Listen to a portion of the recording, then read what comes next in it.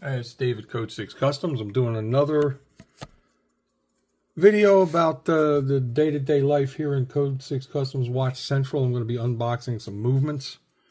First, I have to, as they say in the chef world, I have to clear down some stuff so I can start new. First thing I'm doing is I'm going to box this up. So I went on my Instagram and I said I want to sell some watches today. I'm about to do some stupid prices. And one of my longtime best customers knows what that means. So he asked me how stupid. I told him how stupid, and this one got sold. So when you buy any one of my watches, the regular customs will go in here in the hard case. So you automatically off the top, you get a hard case.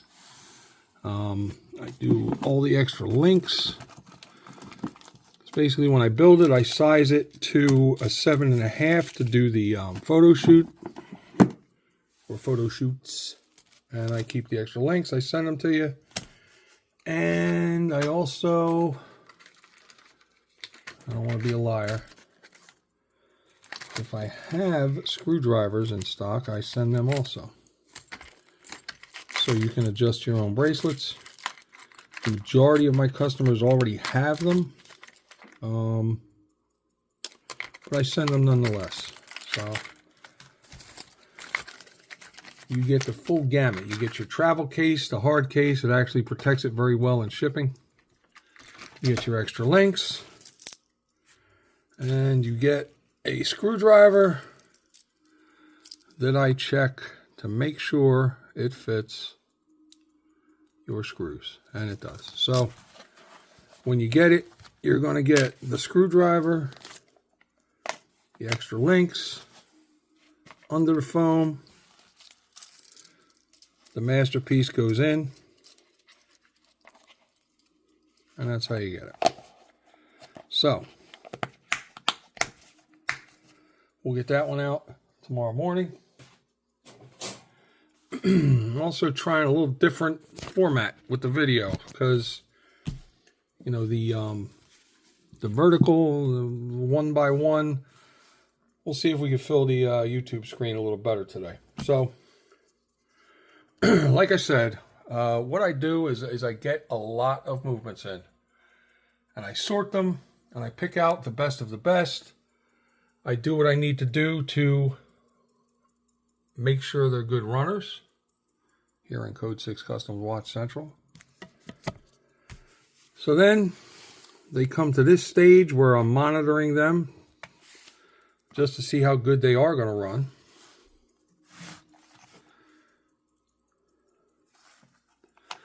So I've had my eye on this one for a few days. This is a zero size Elgin from 1892. I got to get used to this new setup. It's running good. So I originally had some notes on it to check the cannon pinion or the hour wheel. I did what I had to do to it, and now it is a runner ready for build. So what I'm going to do is erase what I had on there, and it becomes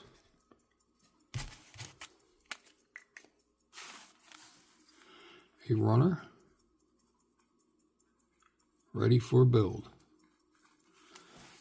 And that will go into my ready for build tray.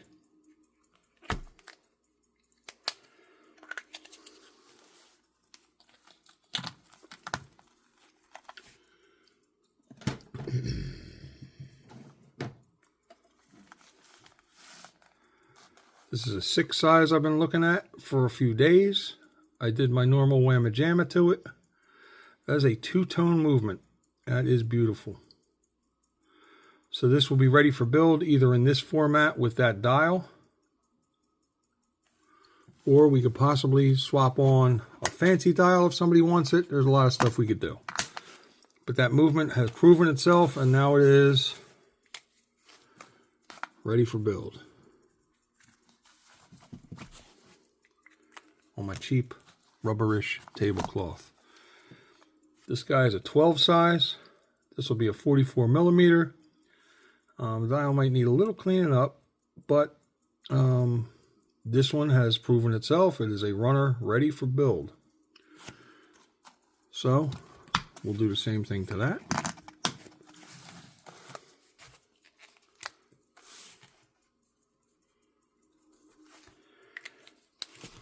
Boom, boom. I'm going to pull out the tray. We're going to add it to all these other ones that are ready for builds. So they're going to go in there. 12 size will go towards the back. 0 size will go towards the front. In a previous video, I said we're going to be starting to fill that ready for builds up, and there we are. So, got a couple more over here. This one was once ready for build, and it fell out of grace. It is a runs and stops. It is a weak runner at this point, but it runs and stops. So we're going to change that, and that's going to go into the with potential box. So when I get time, I could break that down and really see what's going on with it. But for now, I don't need it because I got plenty of 0 size movements that are running. So this will go over into this monstrosity over here as a runs and stops. I have a ton of stuff that I can look into. The ones that run and stop, which most likely just need a cleaning and a service. Stuff with cannon pinion issues. Whatever. This guy has been sitting out for a while. My last couple videos. This one, the balance is not good, really. Regardless, it's not running. I also have plenty of good 12 size movements I can use. So what we'll do with this one is I'm going to scavenge the hands and the dial. Because people like the fancy dials a lot. So I'm going to pull my hand pullers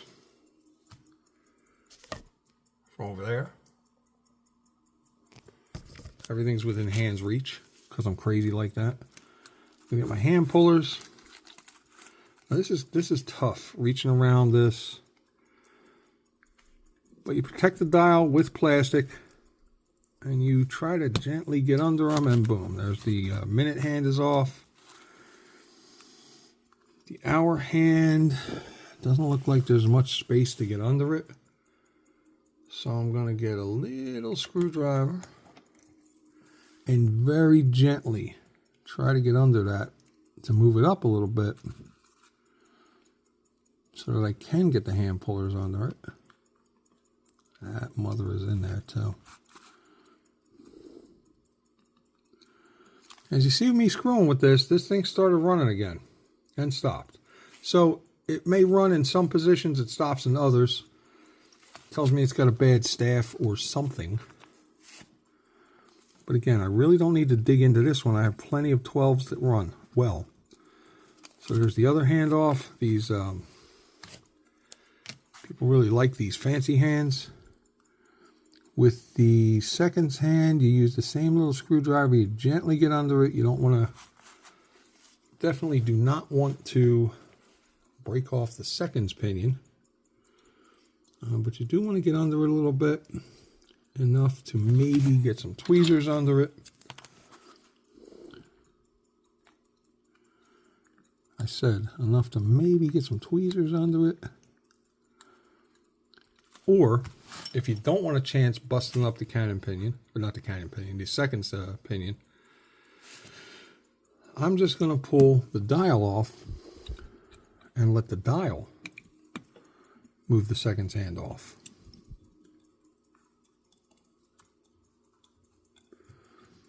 So with pocket watches, there are 3 dial feet, secured by 3 dial feet screws. And when you do that, it should release the dial.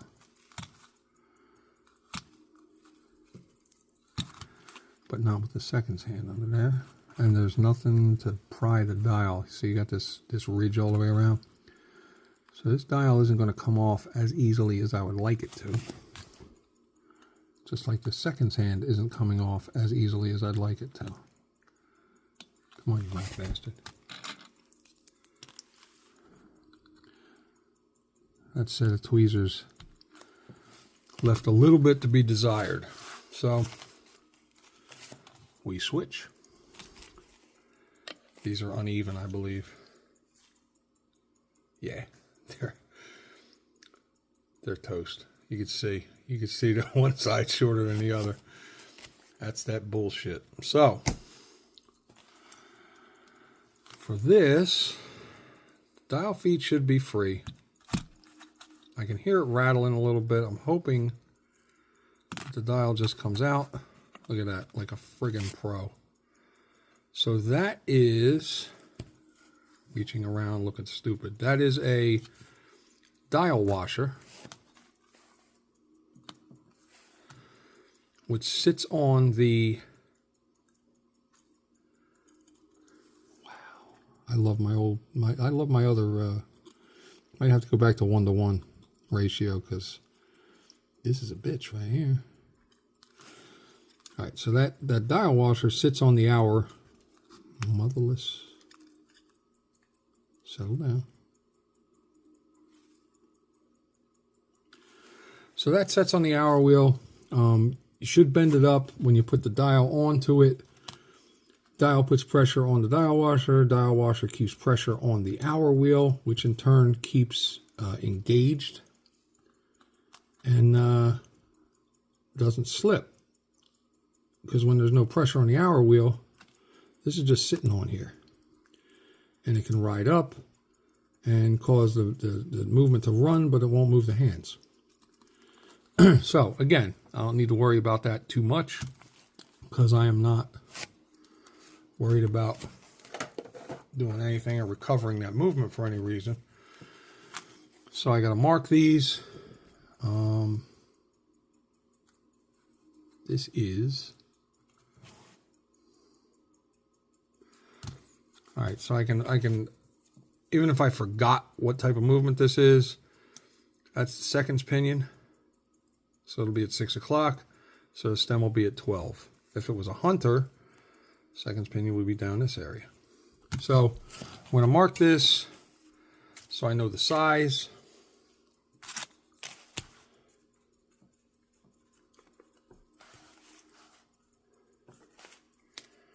And basically I'm saying it's an Elgin 12S with the stem at 12. This has got to be boring. I may cut some of this shit out. Maybe not. It might make it into the final cut. Then I need to mark my hands.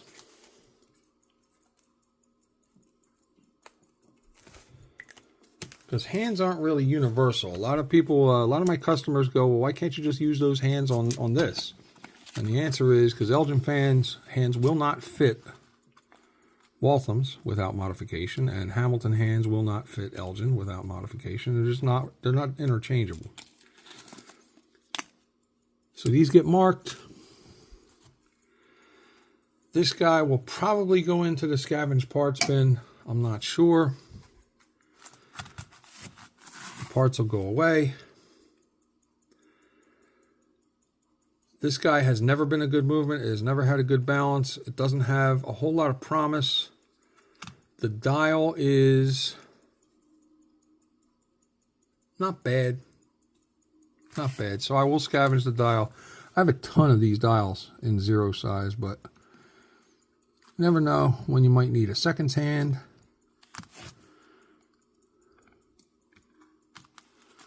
And you never know when you might need a good dial. So let's take a look at this.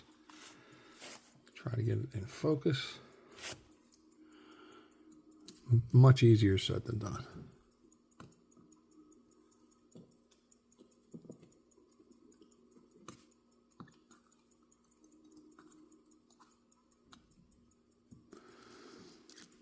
You know what? I'm going to probably change direction. Because I'm already 15 minutes in. I said I was going to be opening a bunch of movements up that I had purchased. But what I might do is use this show to show you the organization of the stuff that I have. And once you release those dial screws, dial comes off. Like I said, it is a decent dial. It's potentially, look at that thumbnail. Horrible. Horrible. But I'm a guy and I refuse to go into a nail salon. There might be some scavengeable parts off of this, so that'll go over to that tray too. This I will mark as what it is, and a Waltham 0 size, the stem at 3.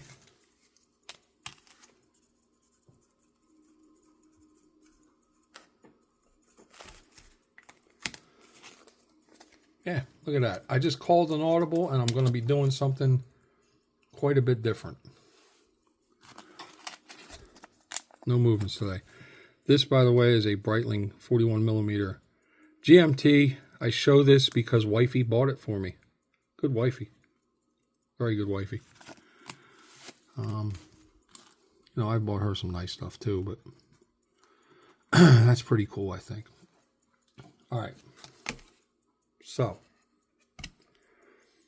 regroup a little bit. Put my tools away in between what we're doing here.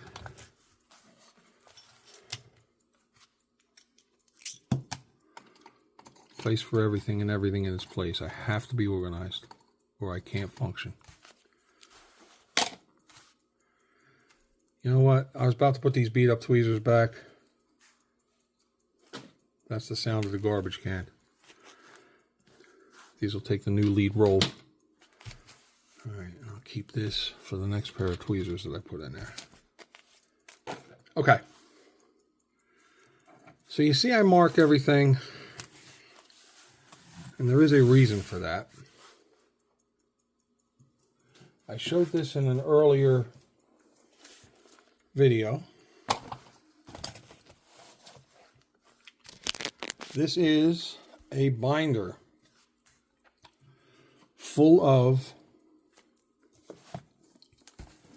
dials and hands. I don't know how much I went over it, but these are very small, 6 O's, 4 O's.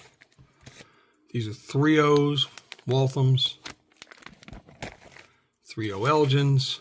I mean, these are basically for trench watches. More 3 O Elgins. Other 3 O's. I got Hamptons.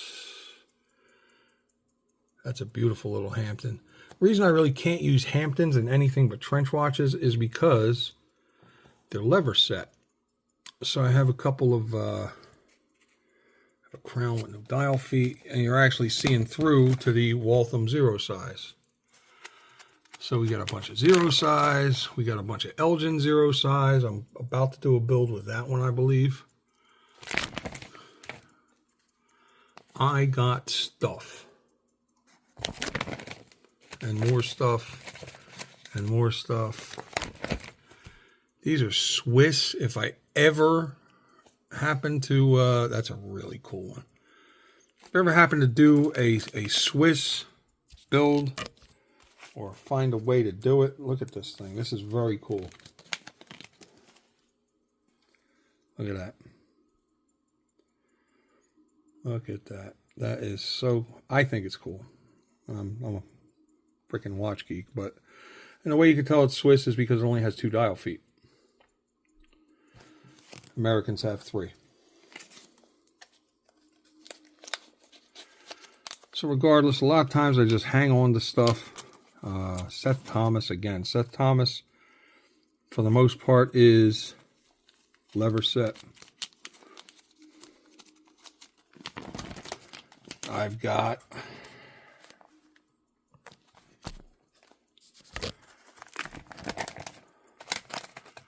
six size Walthams, more 6 size Walthams. More 6-size Walthams. 6-size Elgins.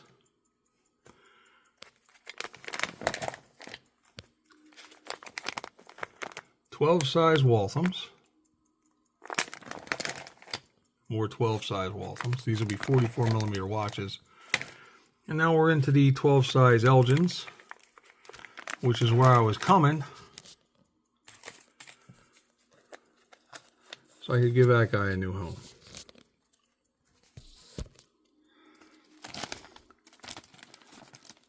I got hands. I got a ridiculous amount of hands. This is the stuff that I've scavenged from those parts watches.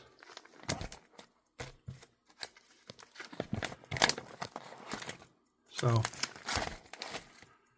that's enough of that. Let's get to the 12-size Elgins.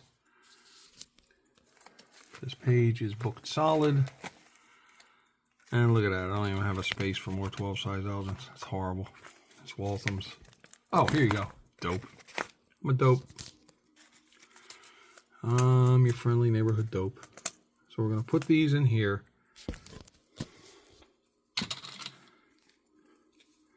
I don't tend to screw around too much when plastic starts to bother me.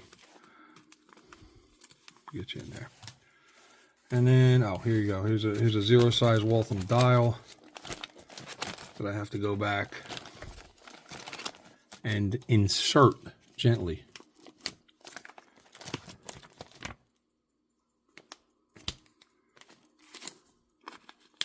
That's what he said. All right. So that's that book. That's how I organize that stuff.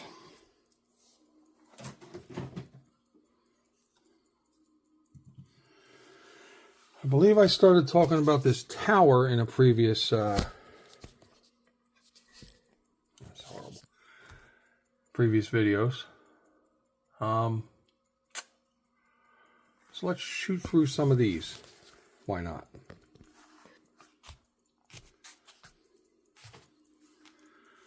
It goes back where it belongs. So those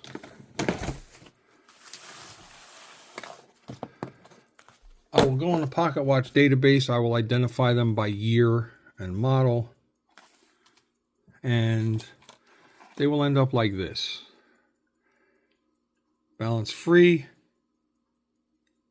Cleaned it, but it won't run.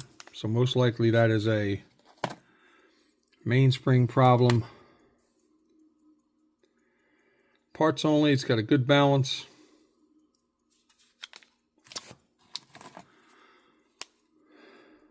Balance good, not running. So again, if I ever decide to... Oh, what the hell is this? Oh boy. That was a disassembly of the one that was balance free. It's a 1906. And, yeah. But anyway, I keep good balances. You know, so I also keep these little marked boxes for screws and wheels and anything else I might need that I scavenge from the dead movements.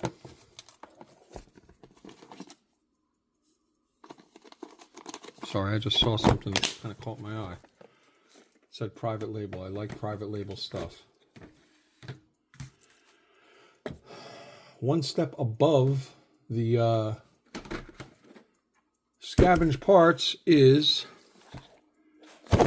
with potential. So that's going to be stuff like that. That's a 1893 Waltham 6-size 7 jewel. It is a weak runner. So that means it will run, but it's weak. So it will need a service. It might need a new mainspring. Got this guy that runs and stops. This. I see. I got a lot of cool stuff like this that I just will never probably use, and I might sell it.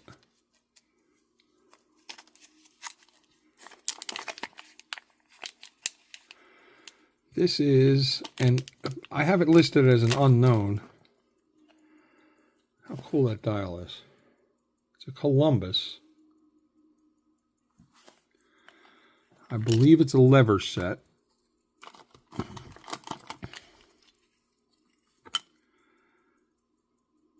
Or something.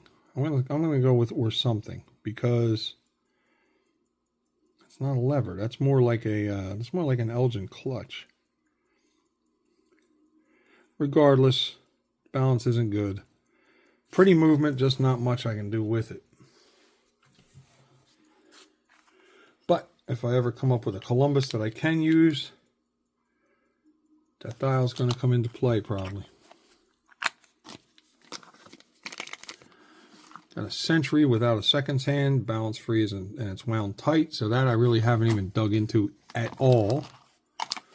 Wow, look at that. I got a case back here too. That's a Columbus that's overwound. Balance isn't good. I didn't dig in any deeper than that. I think I remember this one too. I think this is a very cool dial. That's not the dial. That's the dial. Columbia. But this one is definitely lever set. So if I can bring this one back to life in any way, I will most likely sell this as an actual pocket watch. What's this say? What do you say? It says guaranteed 20 years. Whether I can get that to pick up, there you go. Warranted 20 years. So that means it's gold filled.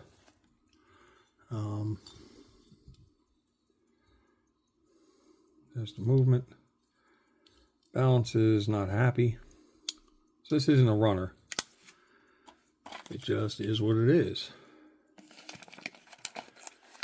And I will address a lot of these and maybe make some videos.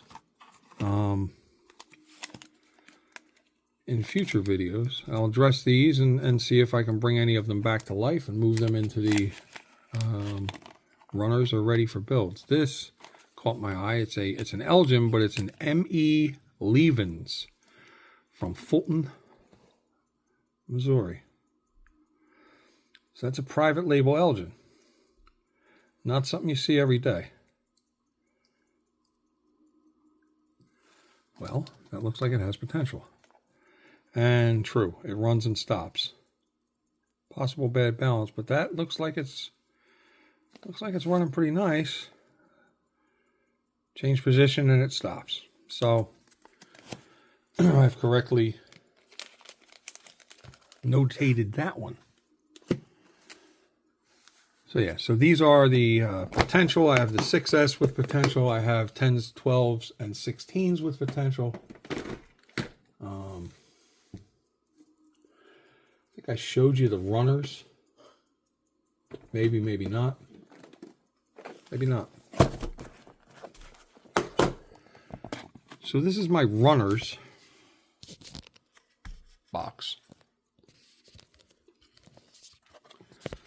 I may go back to the smaller videos. I don't like this at all.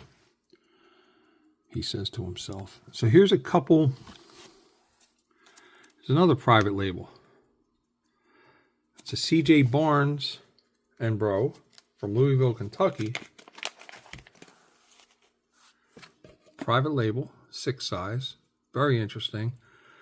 But it's lever set.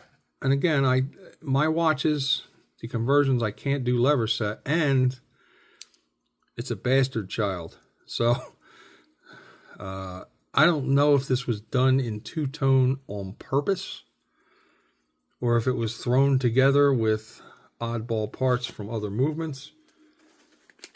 I get them as I see them. This is a beautiful Hampton that I can't use. It's an 1898. It is a runner, but it's lever set. And I'm trying to work with my case guy to possibly be able to do lever set builds. But again, there's your lever. Can't use it. But very cool. The second I touch it, it comes back to life. Breguet hands. I love Hamptons. Just can't use them. Not yet. But not selling it because I don't give up easy. Here's a Gruen very thin from 1870 that I've marked as a runner. And interesting. Balance is definitely free. But it is very thin. And I don't know if my 12 size cases can handle it. It's Swiss. That's one of the reasons I only use American stuff, because my cases are designed and manufactured specifically for American movements. American movements have standard sizes. Swiss movements do not. Here's a Longines. I would love to do a Longines, but again, it's Swiss, so right now I do not have the capabilities, but this one comes right back to life the second I touch it. I am very powerful. All right, so that is my runners. They could possibly be finessed at some time to be ready for builds. Showed you the ready for builds.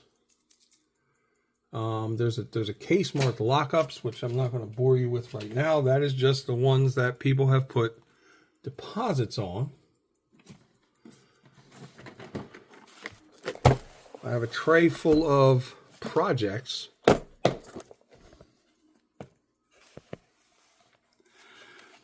So, one of my customers sent me this 16 size. The movement is toast. It has a blue dial. The blue dial is kind of toast, but maybe at some point, that's a beautiful dial. So maybe at some point I can use it. I mean, I've got stuff like this. This is a Hamilton, and the genuine Hamilton case, 6.0 size, like a trench watch. I have a Benris movement that's running. That is an AR 1517 Jewel. It's probably some type of a military thing. Here's a Hamilton with the original case. The dial is just beat to shit, but it's a runner. A lot of cool stuff in here. It's a Jago Swiss. Needs a crystal and a lot of cleanup. So these are the things. Look at this. 1953 Longines. Dial and hands. And that is also, well, the hands are off, but that is also a runner. It's another beautiful piece. If I can ever come up with a, oh, yeah, here's the Longines 22 LS Graveyard. So I took some parts from the graveyard and I turned that into a runner, apparently. A lot of times I forget the stuff I do. Here's a Hamilton that I never really dug in on, but that is definitely a military, if it's real, which I am not 100% sure. That will take some research. So yeah, so I have a bunch of projects in here. Oh, look at this. This is a Boucherer that's running. It's a 50s to 70s Boucherer. That is a runner. Don't lie. Don't lie to the nice people. Start moving. Dope. There we go. So if I can find a case that will house a 31.5 millimeter Boucherer dial, or if you are out there in YouTube land and you happen to have a Boucherer case that will house that movement, I could probably sell that to you. Regardless, that's my projects. And finally I have a tray marked small trench cases. So I alluded to the fact that I have a lot of smaller movements. Again, 6.0, 3.0. This is what we make trench watches out of. And I am stacked to the gills with trench cases in different states. This is a really nice case for a 5.0 to 6.0. A lot of these will need some stem work. These are reissued. I don't want to say repop. These are reissued from the DePollier Case Company. DePollier cases were some of the original waterproof trench watch cases designed to house pocket watch movements. They hold 3/0s. Whoever bought the DePollier company somewhere along the line, bang, bang, bang, wherever, they reissued those cases. So I have a few of those. There's a nice case that I need a movement.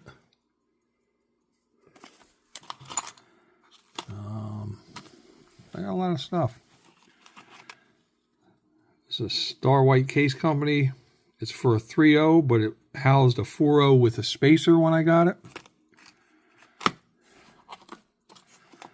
So that's the kind of stuff in my trench watch case. Every once in a while I pop one of them out when I get bored with the big ones, or when I complete a puzzle to have the right movement matching the right case and all that. So let's wrap this one. Probably got a half hour full of video. I don't want to go too much longer. You're probably already bored. If you've made it to this point, I appreciate it. There will be more videos. Keep checking back. And if you're interested in buying any of the marriage watches, which are antique pocket watches built in brand new stainless steel cases designed specifically for pocket watch movements, or if you want to buy any of these, what I call regular customs, the Seiko mods without fake Seiko dials, that's where you need to be. C6C Watches on Instagram. You can contact me there. Appreciate everybody's support. And blah, blah, blah, blah, blah, blah. Be safe.